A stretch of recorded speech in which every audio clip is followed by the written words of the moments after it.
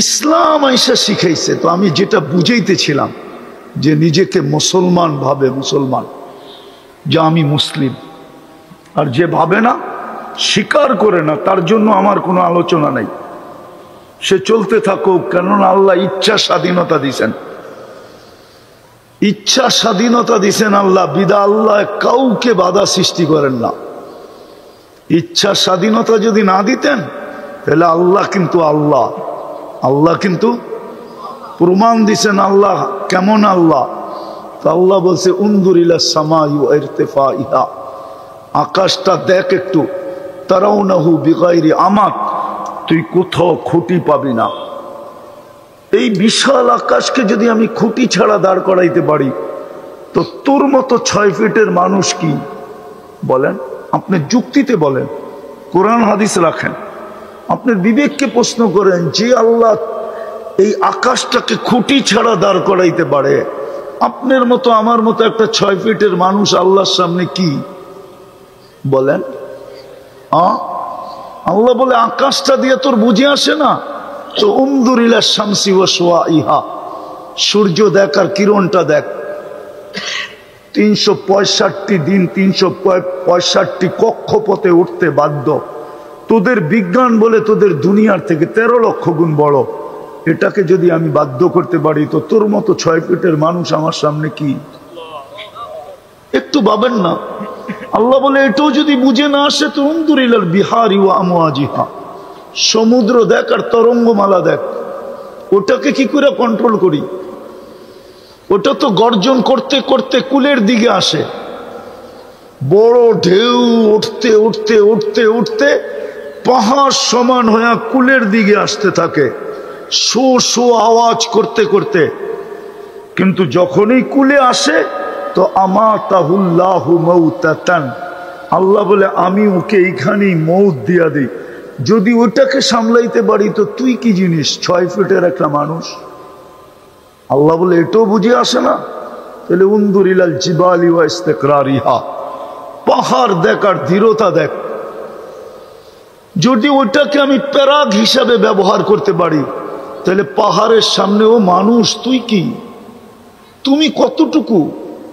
পাহাড়ের তুলনায় তোমার পার্সেন্টেজ কতটুকু? বলেন একটা দেহের পার্সেন্টেজ কতটুকু? আল্লাহ বলে তোমাকে সামলানো কোনো ব্যাপার না। বিদায় ইচ্ছা স্বাধীনতা দিছেন, বিদায় আজকে যার যেমন মনে চায় চলতে পারি। ইচ্ছা স্বাধীনতা যদি না দিতেন, তাইলে কারো সারাদিন বক্ষণ করি কাঠটা। আরে বলেন না, কাঠটা বক্ষণ করি সারাদিন। অক্সিজেন কান নেন, মানলাম খাদ্যটা আপনি জমিনে উৎপন্ন করেন, কিন্তু অক্সিজেনটা কোন জায়গায় উৎপন্ন করেন বলেন? কোন ফ্যাক্টরিতে অক্সিজেন তৈরি হয় বলেন? কোন ফ্যাক্টরিতে অক্সিজেন তৈরি হয়? অক্সিজেন কান নেন? কয় লিটার নেন বলেন না? 550 লিটার নেই। লিটার বোঝেন? লিটার, আরে বোঝেন লিটার? বাজারে তেল কিনতে যান না, 1 লিটার 2 লিটার 5 লিটারের তেলের বোতল থাকে, ঠিক না? 550 1 লিটারের জমা করেন, যতটুক হবে অত লিটার নেন। কাঠটা নেন। হায় হায়, 550 লিটার অক্সিজেন নেই। ইচ্ছা স্বাধীনতা দিছে বিদায় কিচ্ছু বলে না। যদি ইচ্ছা স্বাধীনতা না দিতেন, অক্সিজেন নিব যুবক আল্লাহর, আর ও চুল কাটবে আল্লাহর বিরুদ্ধে। অক্সিজেন নিবে আল্লাহর, আর ও মানাবে 31st নাইট। অক্সিজেন নিবে আল্লাহর, আর ওর পোশাক আশাক হবে বেদিনের। আসতেছে দিন, এই জন্যই তো মার খাইতেছি। মার তো এই জন্যই খাইতেছি।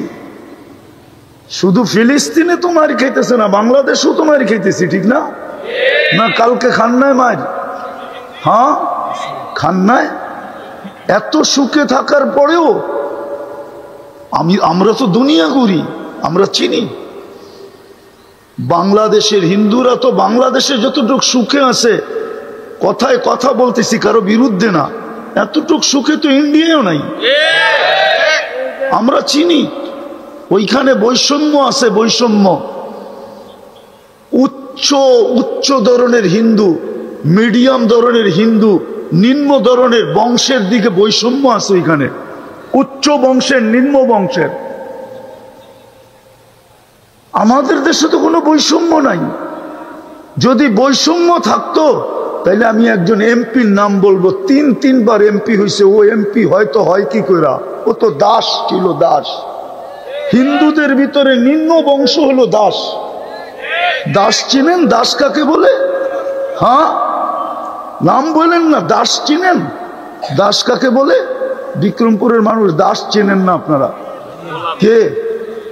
আরে না, হিন্দুদের দাস ভিন্ন। হিন্দুদের ভিতরে দাস বলে যারা মাছ ধরে, ওরা। ও তিনবার করে কি করে বাংলাদেশের সংসদ সদস্য হয়?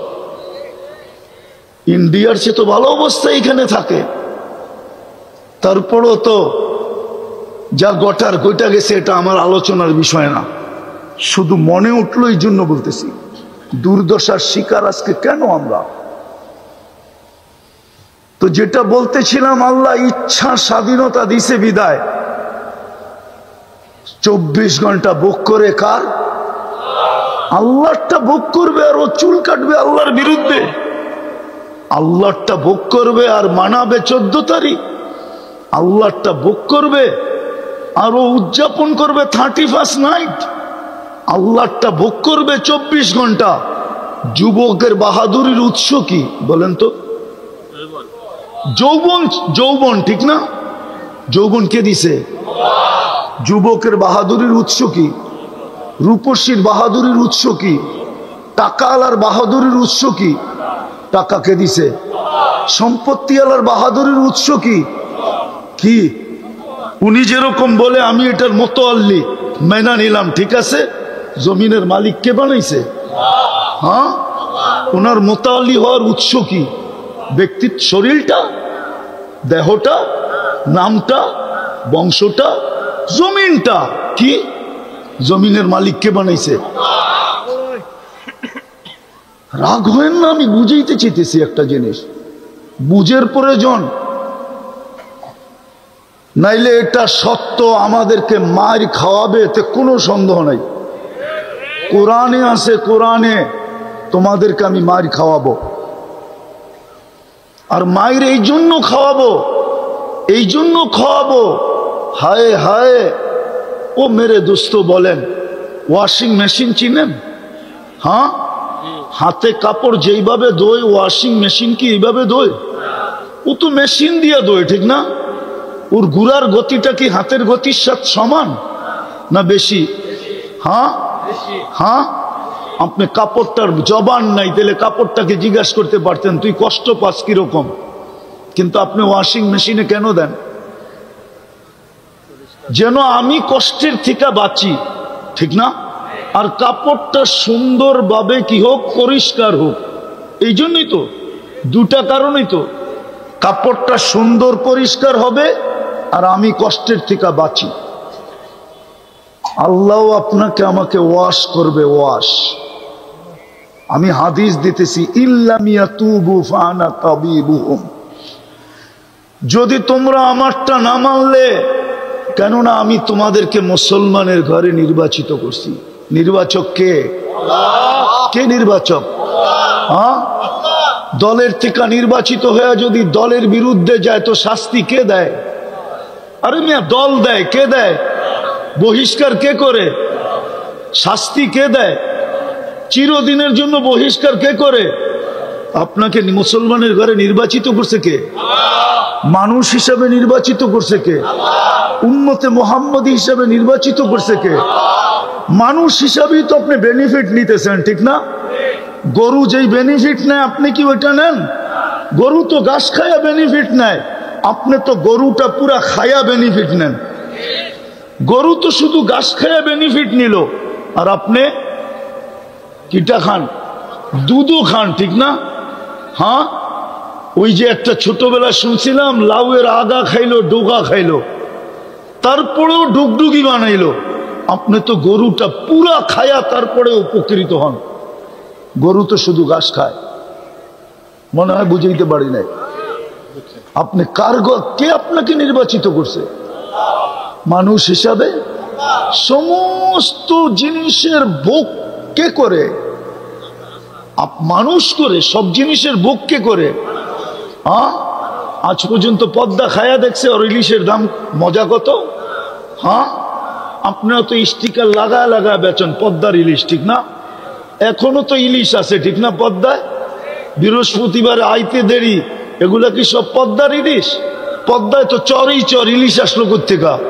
যারা খাইতে যায় ওদেরও তো বিবেক নষ্ট হয়ে গেছে। ও তো কোনোদিন জিজ্ঞেস করে না হোটেল আলারা, পদ্মা তো পুরাটাই চর রে, তুই ইলিশ পাইলি কই বল?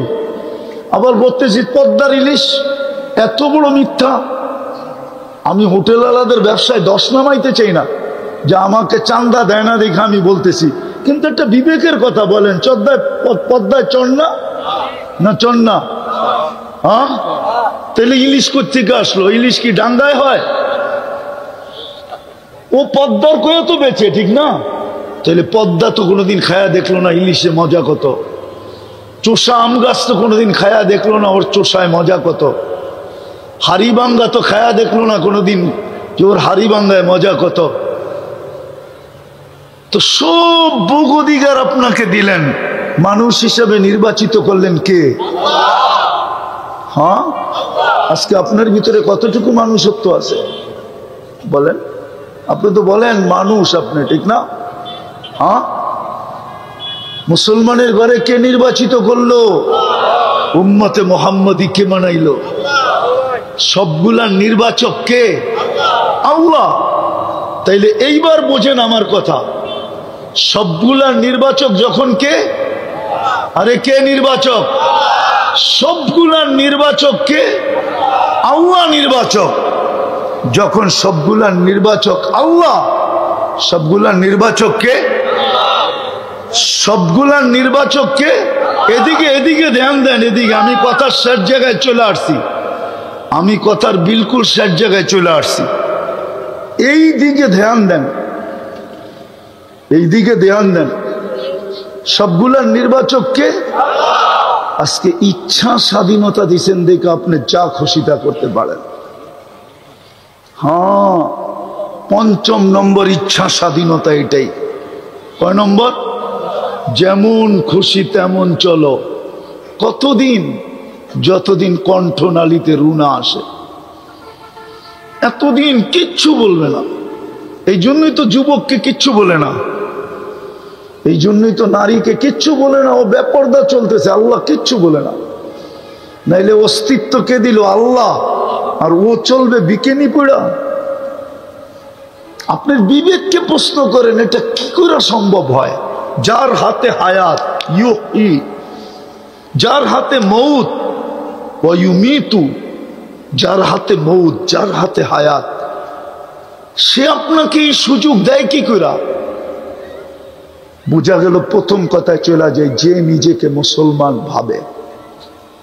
আবারও ভালো মতে বোঝেন, যে নিজেকে মুসলমান ভাবে, নিজেকে মুসলমান ভাবে, তার একটা কাজ প্রথমে, কেননা ইসলামকে ধৈরা রেখা আল্লাহর কাছে যেতে হবে।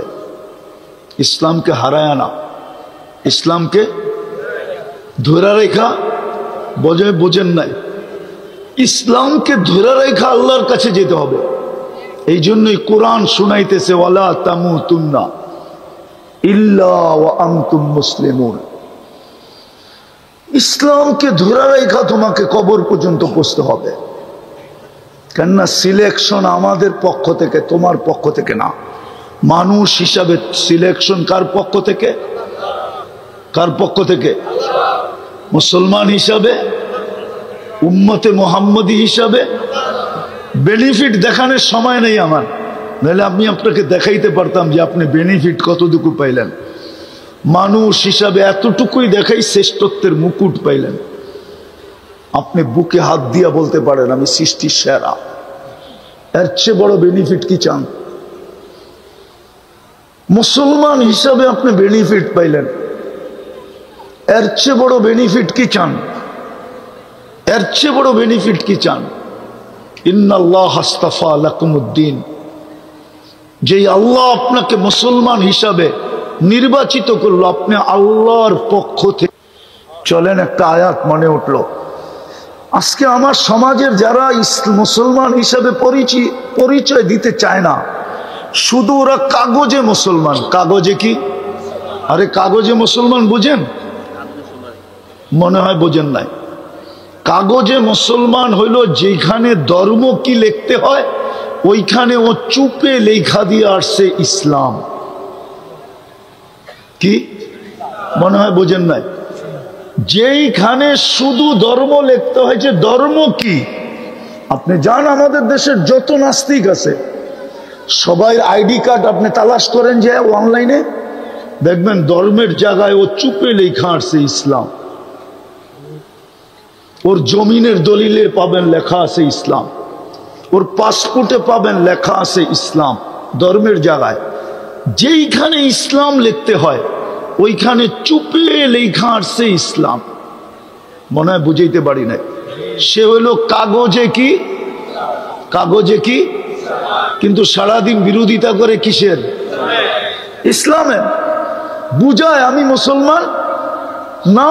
ওই যে ফেরাউনের মতো সারাদিন শুনছি উলামাদের থেকে, সারাদিন বলতো আমি খোদা খোদা খোদা খোদা। রাত্রে বলে চুপে যায় না মাঝে সেজদা করে বলতো মালিক কমসে কম আমারটা টিকায় রাখ না, আমি তো জানি আমি অল্প কয়েকদিনের খোদা। খোদা তো তুমি, আসল তো তুমি, কিন্তু দাবি তো করে ফেলছি, করবোটা কি? কমসে কম কয়েকদিন আমাকে টিকায় রাখো, তুমি বাঁচায় রাখো। তো রাত্রে যে চুপে চুপে কি বলতো? তো ঠিক এরা টকশোতে এটাই বলে ইসলামের বিরুদ্ধে, কিন্তু যেখানে ধর্ম লিখতে হয় কি লেখা আসে চুপে চুপে? চ্যালেঞ্জ আপনার সাথে, আপনি দেখেন যে অনলাইনে। তো বেনিফিট দেখাইতেছিলাম কেন আজকে অনলাইনের যুগ, ঠিক না? কি যুগ? অনলাইনের যুগ না? সবকিছুই তো অনলাইনে, ঠিক না? আমি বয়ান করতেছি সবকিছু কিন্তু অনলাইনে যেতেছে, সত্য তো? তো অনলাইনে তো ওরা জানে যে ও আসলে মুসলমান। তো দুযোগে একদিন জিজ্ঞাসা করবে, কিরে তুই না অনলাইনে মুসলমান ছিলি, সব জায়গায় দেখি তুই ইসলাম লেখা আসতি, তো তোর ইসলাম লেখাটা তোকে কি উপকার দিল? তুই তো আমাদের সাথেই খাস, আমাদের সাথে বসস, আমাদের সাথে থাকস, এক দুযোগে থাকি, তোর আর আমার গ্রেডও একই, কোনো উপরে নিচে নাই। তাহলে তুই যে চুপে চুপে ইসলাম লেখা আসতি, এটা ফায়দা দিল কি তোকে? কি লাভ দিল? কেন লেখলি তুই? হায় আফসোস, ওই দিন আল্লাহর রহমতে এদের জন্য জোশ উঠবে, কসম খোদার, এদের জন্য আল্লাহর রহমতে জোশ উঠবে ওই দিন। ইয়াউমা ইয়াওয়াদ্দুল্লাযীনা কাফারু, যেই দিন দেখবে জোশ উঠবে, আল্লাহ বলবে জিবরিল এদেরকে বের কর। এদেরকে যখন বাহির করবে তো কাফেররা চিৎকার দিবে, ইয়াউমা ইয়াওয়াদ্দুল্লাযীনা কাফারু লাউ কানু মুসলিমিন। হায় আমরা যদি অনলাইন মুসলমান হইতাম। এটা হলো মুসলমান হওয়ার সর্বশেষ বেনিফিট। বড়গুলা তো বাদই দিলাম, উম্মতে মুহাম্মদী হওয়ার বেনিফিট একটা বলি, বেনিফিট একটা বলি, উম্মতে মুহাম্মদী হওয়ার বেনিফিট। আদম আলাইহিস সালাম বলতেছিল যে আমি একটা ভুল করছি। কয়টা? আমি ভুল করতে দেরি, আমাকে জান্নাত থেকে বাহির করতে দেরি করেন নাই। বলো কুলামা, দেরি করছেন কি করেন নাই? আল্লাহ দেরি করেন নাই, বলছে ফখরুজ, বাহির হয়ে যাও। ফখরুজা, দুজনে যাও, একজন না, জামাই বউ দুইজনে বাইরো। কিন্তু উম্মতে মুহাম্মদী ভুল করবে না, সারা দিন গুনাহ করবে। সারা দিন কি করবে? গুনাহ করবে। আল্লাহ রাত্রে ডাইকা ডাইকা গুনাহ মাফ করবে, তারপরে জান্নাত হাতে উঠায় দিয়া দিবে। বুখারী শরীফে আছে। এই তো 3 ভাগের 1 ভাগ অতিবাহিত হওয়ার সময় 3 ঘন্টা 15 মিনিট হয়ে গেছে, সূর্য ডুবে গেছে। আজকে সুবে সাদেক ফজর শুরু হবে 5টা 2-এ। 3 ভাগের 1 ভাগ অতিবাহিত হওয়ার কাছাকাছি, বিলকুল কাছাকাছি। আল্লাহ প্রথম আকাশে চলে আসবে আর আয়েশা আমাকে ডাকবে, হাল মিন মুস্তাগফির। ও বন্ধুর উম্মত, কে সারাদিন গুনাহ করছো, চলে আসছি, আও আসো, আমি শুধু গুনাহ মাফ করব না, আলা মিন মুস্তাগফির ফাগফির আলা, গ্যারান্টি দিতেছেন, গ্যারান্টি। আয়, হাত তুলতে দেরি, আমি মাফ করতে দেরি করব না। আর শুধু গুনাহ মাফ করব না, গুনাহ মাফ, তারপরে কি? আরে বলেন না, তারপরে কি? জান্নাত, ঠিক না? এই বিক্রমপুরের বাড়ির মতো জান্নাত। হ্যাঁ, সব বাড়ি বাদ দিলাম, 200-400 বাড়ি তো পাওয়া যাবে বিক্রমপুরে, দেখলে চোখ লাগে, ঠিক না? ওরকম বাড়ি। হ্যাঁ, জান্নাতের বাড়ি তো 1 ইট সোনার 1 ইট রূপার, এতটুক ছোট বাড়ি। হ্যাঁ, এটার দিকে তাকাইলো, মাঝে মাঝে জিজ্ঞাসা করে, তাকাইলেন কেন? বাবুই অন্যরকম, ঠিক না? কি মনে হয় বোঝেন নাই? মাঝে মাঝে তো দেখি, তাকাইলো, জিজ্ঞেস করে, তাকাইলেন কেন? কি মতলবে তাকাইলেন? ছোট একটা বাড়ি করে বাবায়া পড়ছে, মনে হয় আমরা এগোরে চিনি না। হ্যাঁ, কেউ না চিনলো আমি চিনি, রাখবেন না, পায়ে হাত রাখি। কেউ না চিনলো আমি এদেরকে চিনি। হয়তো 2-1টা বাড়িওয়ালাকে চিনবো না, বাকি সবাইরে চিনি আমি। তো বড়ই তো হইছি ঢাকা শহরে, এমন তো না, চিনি। সামান্য একটা বাড়ির মালিক হইয়া। জান্নাতের ছোট বাড়ি তো এই দুনিয়ার 10 গুণ বড় হবে। এই দুনিয়ার 10 গুণ বড়। এই পচা মাটি, জান্নাতের মাটি তো মুস্কার জাফরান। এই বাড়ির গুলার ভিতরে ফার্নিচার আর কি, লোহা লক্করই তো, কাঠই তো, কাঠ দিয়া বানাইছে না, ঠিক না? জান্নাতের কোনো ফার্নিচারই তো কাঠের না, সব ফার্নিচার সোনার, নাইলে রূপার, নাইলে জবরজুদ, নাইলে জমররুদ, নাইলে ইয়াকুত, নাইলে মারজান, নাইলে মুক্তা, নাইলে হীরা। হীরা দিয়া ফার্নিচার হবে, হীরা দিয়া। বিশ্বাস হয় না? না, মানে হইব কোত্থেকা? হীরা তো দেখেনি নাই, কোত্থেকে বিশ্বাস হবে? যুবকদের যদি বিশ্বাস হইতো তাহলে ওদের অবস্থা তো এরকম হতো না। আমার তো বিশ্বাস, যদি জান্নাত আমাদের বিশ্বাস হইতো তো কোনো বাড়ির মা বোনরা কোনোদিন চাহিদা রাখতো না, কোনো বাড়িতে চাহিদা থাকতো না, কোনো বাড়িতে পাওয়ার না পাওয়ার বিরুদ্ধে অভিযোগ হতো না, সন্তান কোনোদিন মা বাবার কাছে চাহিদা রাখতো না। বরং যদি মা বাবা জিজ্ঞাসা করতো তোদের কিছু লাগবে না, তো বলতো মা 60-70 বছরই তো থাকবো, জান্নাতে সব শুনছি রাখা আছে, ওইখানে যে তোমাদের কাছ থেকে খুব চাবো। আর তোমাদের কাছ থেকে কি চাবো? আল্লাহর কাছেই চাবো। আল্লাহ তো বলে দিছে, মা তাস্তাহি, যা চাবো তাই হবে। জান্নাতের গান যদি জানতো তাহলে দুনিয়ায় যুবক কোনোদিন গান শুনতো না। ও তো অপেক্ষা করতো, মরবো কবে, জান্নাতের গান শুনবো কবে। জান্নাতের ডান্স যদি জানতো তো যুবক মুসলমান কোনোদিন দুনিয়াতে ডান্স দেখতো না। ও তো অপেক্ষা করতো কবে মরবো, জান্নাতের ডান্স দেখবো। প্রসাদনীর কথা যদি, জান্নাত যদি বিশ্বাস হইতো তো আমাদের বাড়িগুলা মিনি কসমেটিক্সের দোকান হইতো না। বিক্রমপুরের এক বাড়িও নাই যেই বাড়ি মিনি কসমেটিক্সের দোকান না। এত কসমেটিক্স রাখা আছে, প্রসাদনী রাখা আছে, ছোট একটা দোকান দেওয়া যাবে না? যাবে না? মনে হয় বিশ্বাস করেন না, ঠিক না? হ্যাঁ না নাই? হ্যাঁ, হায় হায় হায়। ওর যদি জান্নাতের বিশ্বাস হইতো কোনোদিন ওই পুরান যুগেরটা লাগাইতো। আমাকে মাচা চিরা যেটা লাগাইতো, মাচা চিরে জিজ্ঞাসা করলে আপনি এটা লাগান কেন, তো বলতো শরীরটা তো পচিয়ে যাবে, দামিটা লাগায় লাভ কি? একদিন তো মাটির সাথে মিশেই যাবে, এটাকে যত্ন করে লাভ কি? জান্নাতে যে লাগাবো। জান্নাতে তো প্রসাধনী রাখা আছে, তাহলে তো মুসলমানের এই দুরবস্থা হতো না যদি জান্নাত এখানে বসা থাকতো। কসম খোদার, কসম খোদার, খোদার কসম, মুসলমানের লোভ হইতো না, লোভ। তো যেটা বুঝেইতেছিলাম কোত্থেকে জানি কই হারায় গেলাম, যে আজকে জান্নাতের একিন নাই, তো উম্মতে মুহাম্মদী হওয়ার বেনিফিট দেখাইতেছিলাম, যে ডাকবে ডাইকা ডাইকা গুনাহ মাফ করবে, তারপরে জান্নাত হাতে উঠায় দিবে। কোন উম্মতকে তো আল্লাহ ডাইকা গুনাহ মাফ করেন নাই। বহুত উম্মত তো আছে মাপ চাইও মাপ পান নাই। এই উম্মত তো মাপ চাইতে দেরি, মাপও চাইতে হয় না।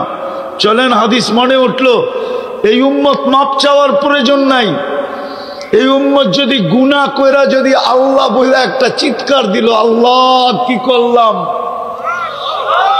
তো আল্লাহ বলে আলিমা আবদি আন্না লাহু রাব্বা, আমার বন্ধুর উম্মত জানলো একজন রব আছে।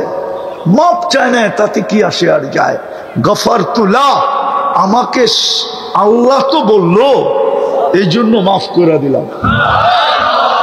আল্লাহ রসুল বলছেন, সাহাবা বলছেন, ইয়া রসুল আল্লাহ ডেলি এরকম কয়বার করা যাবে? তো আল্লাহ রসুল বলছে 70 বারেরও অধিক। চলেন আরেকটা হাদিসে কুদসি দেই।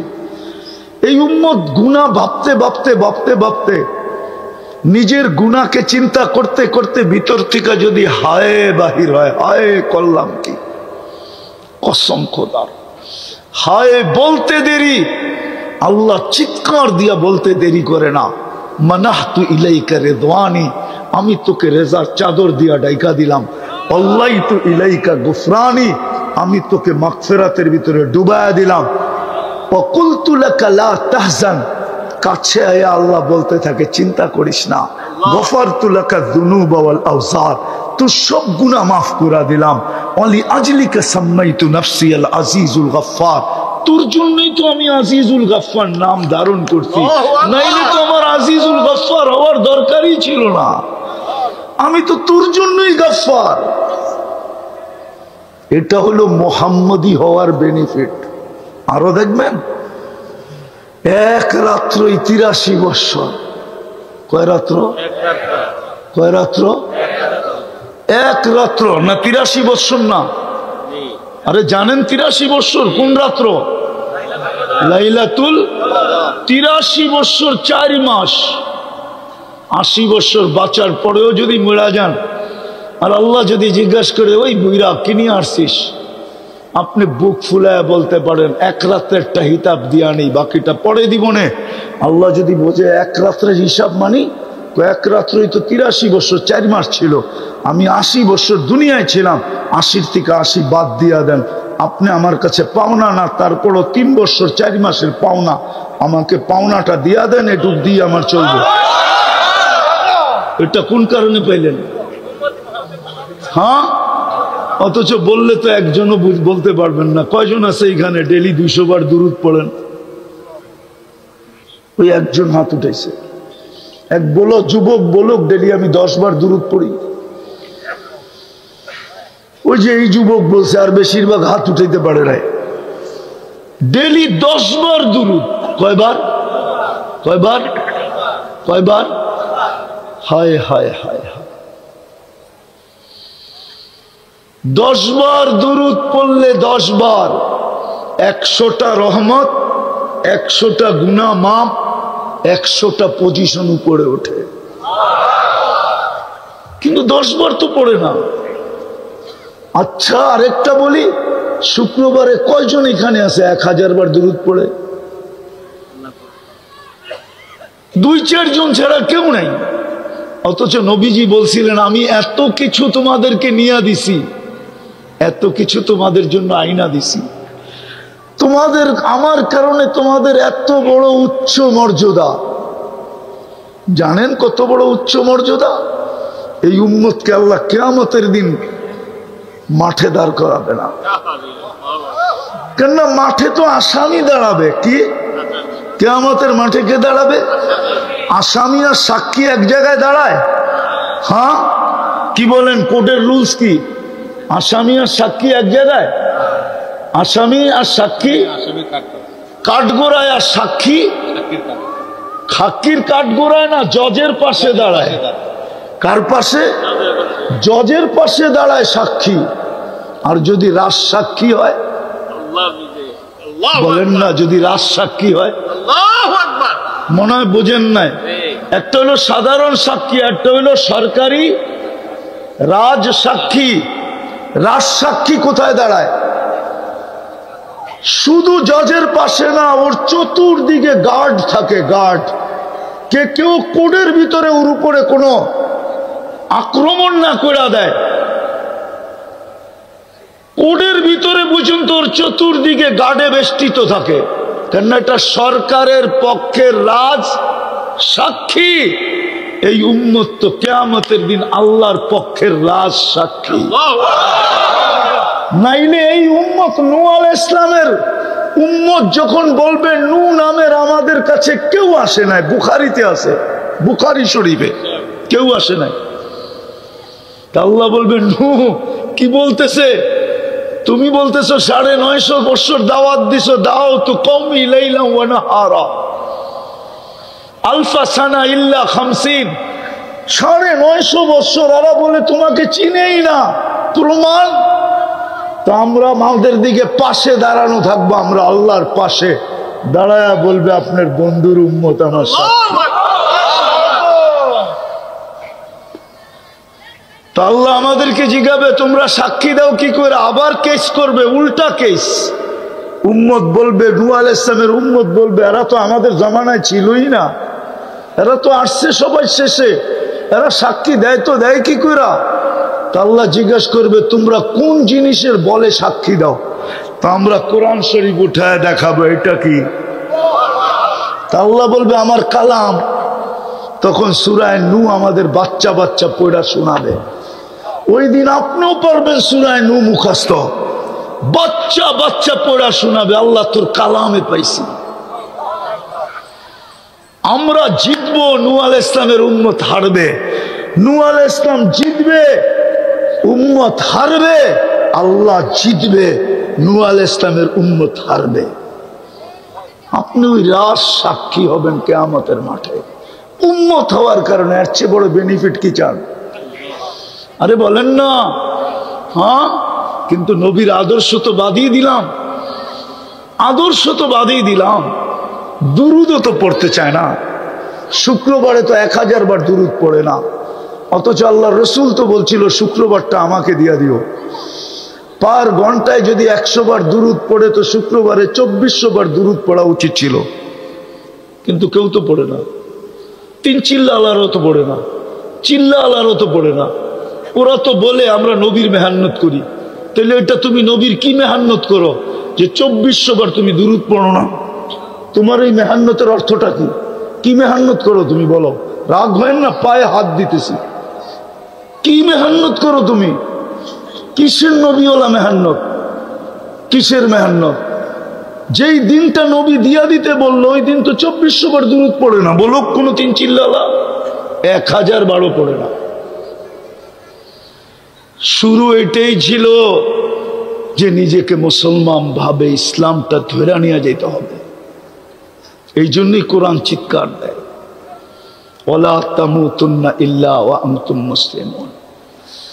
আর ইসলামটা ধরে যদি না রাখলাম তাহলে কিন্তু মায়ের খাইতে হবে, এটাই সত্য। নাইলে আমার যুগ বিয়োগে মিলে না। আপনাদের বিবেকের যুগ বিয়োগে দেখেন মিলে কিনা, আমারটা মিলে না।